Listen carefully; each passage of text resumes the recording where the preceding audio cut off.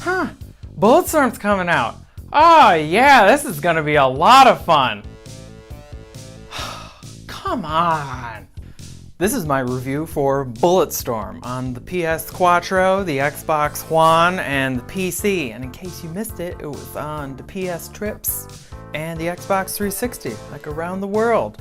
This is gonna go into my hidden gems of games, because when it first came out on the 360 and PS3, I don't think it came out at the best time. There was a lot of military shooters that were coming out at that time, so I think everyone was really looking for more stuff within that medium. And until really recently with Doom last year, people have been kind of gravitating towards something that's more old school, and Bulletstorm is way more old school than, say, something like Call of Duty or Battlefield. And oddly enough, they release it now, and I think it's going to be as hidden as it was when it first released, and we're going to get into that. So here's the full review. All right, so story. The story in this game is really awesome. It's like a great summer blockbuster, one where you go, you get the big sody, and you get a huge popcorn, a lot of butter, and you just have a good time, sit back and relax, and have some great action. That's Bulletstorm. I will say this, if you're extremely PC or very offended easily, don't play Bulletstorm. This is not for you at all. There's a lot of stuff in here where they do a lot of colorful humor, we'll just say, and juvenile humor. So if you like stuff, say like a bit like Borderlands and a bit like Saints Row in terms of the juvenile nature, I do. I still laugh at fart jokes, so who cares? But if that's not really for you, I don't know if you'll like Bulletstorm, but Bulletstorm definitely plays it up. And when some of the jokes don't hit, there's a couple more coming right behind it that are going to be really funny. And some of the best bits are actually in the last part of the game, coming from the main bad guy. He has some of the best lines that I had to pause my controller because I was laughing so freaking. I was wheezing. It was like me at the track, but better because I was on my couch and I was laughing and not running, because running's bad, but Bulletstorm is good. And the characters, they're really likable too. You have a nice cast of characters. They have some good banter going back and forth. Like I said, really funny, good villains. And overall, the story just keeps moving. That's what I like. It's a very forward-moving game. Campaigns are probably about 6 to 8 hours long. You're never bored with it.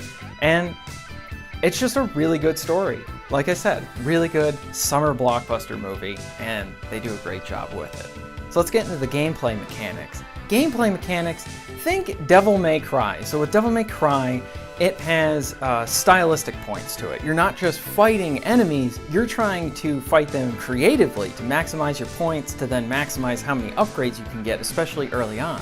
Bulletstorm is very similar to that, but just with a first-person shooter. You don't want to just shoot somebody and then kill them. You want to then kick them and they'll get electrocuted, or they'll fall off an edge. Or one of my favorites, you have this like drill gun where if you have a bunch of guys kind of next to each other, it'll just go through like, and it'll hit all of them. And if there's a wall behind it, all the enemies will just keep spinning like this. It's great, and it's really funny. And that kind of stuff just brings the creative nature to the game. And I think that's part of what makes this really awesome, is how you have this whole skill point system in there. So you want that so you can upgrade your weapons and such. So with the really cool mechanics where you're thinking stylistically in terms of how you're doing your kills, it does add an element of using your noggin throughout this game. You don't want to just kill I mean, you can, but I think you're missing the point. And that's why for the beginning part of this game, if you don't understand why people enjoy this game, that say, oh, I love Bulletstorm, and then you start playing it, you're like, huh? I mean, there's some funny bits in the beginning, but it doesn't show that stylistic skill point aspect until about 30 minutes in. So just give it a bit. It's a little slow in the beginning, stick with the characters, that kind of stuff. And then once you start getting to that stuff with the skill point, I'm just falling over my words. When you get to about 30 minutes in, that's where they start introducing the skill points and the skill system and how you want to try and use the environment to your advantage, use the weapons in your arsenal to your advantage. It's almost like having these on-the-fly quick combat puzzles, though they're not like puzzles where you have to sit down and think about them like Sudoku or something like that. You're in the shit and you are enjoying everything that's going on in it. With the awesome skill points, like I mentioned before, the cool drill gun, all of this game has a bunch of really awesome guns throughout. I mean, even the assault rifle, you get an alternate fire with it that just pretty much obliterates a person's skin. It's really awesome. And you get these cool kind of grenade-like things that wrap around their enemies so you can fling them at a guy. And then you can go over and then you can kick them, so you can kick them in front of a bunch of enemies and then set the bombs off and blow them all up. Oh, it's the party. It's like Grunt birthday party, confetti and shit going everywhere. I love it. And so you get all these awesome weapons, and what's neat too with the game is they dole them out to you, not just at one point, but incrementally throughout the game. So you always feel like you're getting like something new to play with. It's like, oh, I just got the shotgun. And Doom Guy would definitely approve of this shotgun in the game. I mean, you can just split someone in half with this thing, and it's so satisfying. Ah, and the alternate fire with the shotgun, oh, it just melts bodies. All right, this is not for kids. Like, don't, I mean, unless you're like a bad parent or something and your kids are, I'm mature, I can handle it. Fine, then play Bulletstorm. But I would say don't play it. Send the kids to bed and, you know, you go play Bulletstorm because, well, you want to play it. You don't want the kids to be playing, then you have to watch them. Yeah. All right, moving on. And also, too, you get a sniper rifle that it's as if they took a sniper rifle and stole it from Max Payne, because when you fire off a round with it, you can guide the bullet wherever you want to. So it's a little bit of Max Payne, a little bit of Wanted, and it's neat. But it's also kind of funny, too, because when you hit the enemies with the bullet or you're coming at them with it, they always, like, dodge. They know, they have the great reflexes. It's almost like you're trying to, like, kill Neo in slow-mo with these things. I figured they would just kind of stand there and be like, but no, they're like, oh my god, boy! So with that, you have other weapons, and like I said, they keep coming at you incrementally in the game. And the alternate fires, that's another thing too. It just kind of brings its old school aspect to it.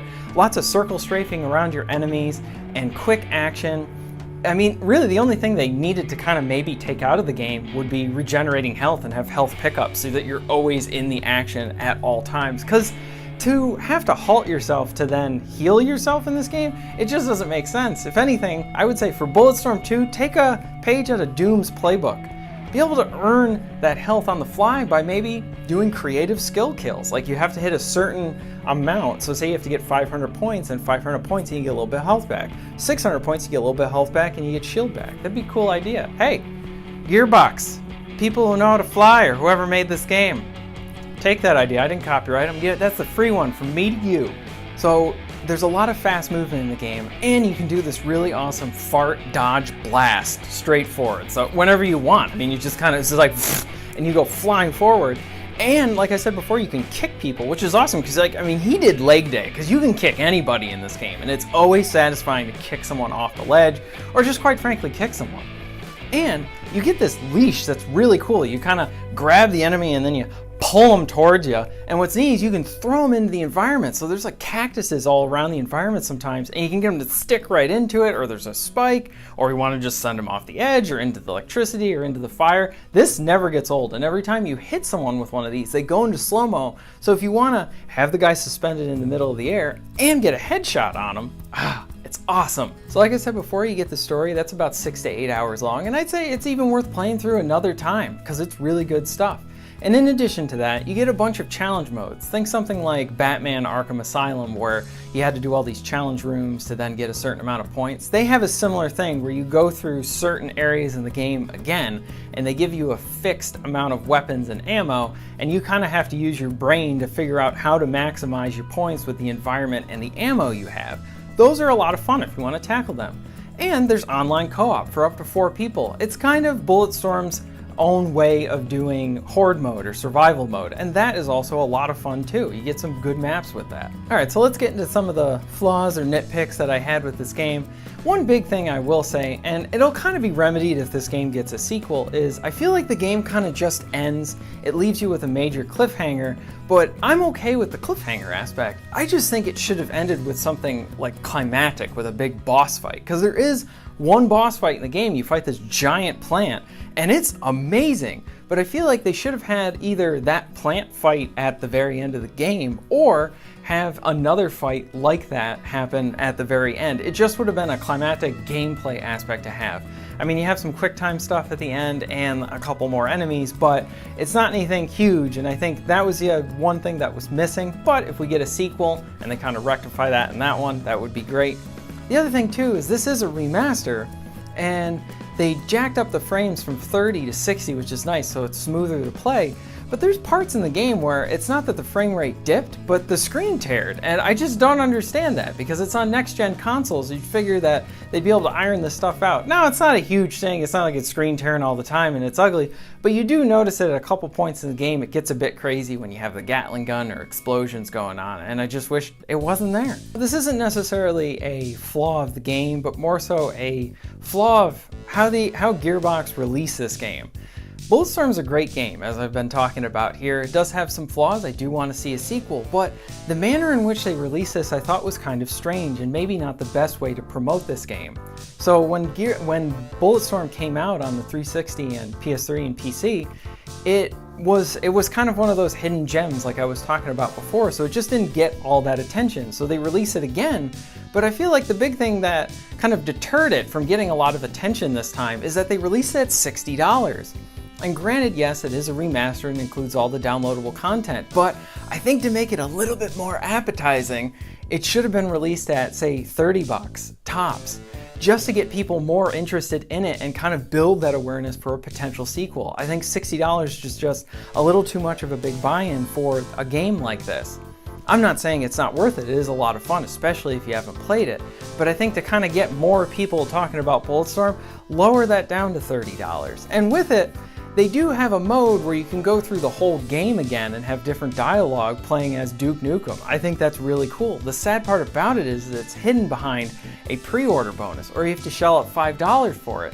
I mean, that's additional content. If anything, that should have been included. You're charging $60 for this game that's a remaster. Include that special bit in there. Don't have that be additional content. It's just these things like that are just hurting Bulletstorm, and what sucks is Bulletstorm is a really good game. So don't do any more of that stuff, because I really enjoy Bulletstorm and I want to see a sequel with it. Let's end this on a high. So yes, there's some nitpicks and such that I have with the game, but overall, when you get your hands on Bulletstorm, especially if you haven't played it, it is worth the time. Lots of fun, even if you just run through the campaign once. I think you'll have a great time. I think you'll get a bunch of laughs, and if you have a couple friends and you're looking for something new to play with a cooperative aspect to it, you can try Bulletstorm's multiplayer. I think it's really good stuff. Definitely one of the hidden gems on the last gen console, now again on the current gen. I'd say check it out, and I want to say thank you very much for watching. If you enjoyed this video, please leave a like. It helps my self-esteem, and I want to be happy.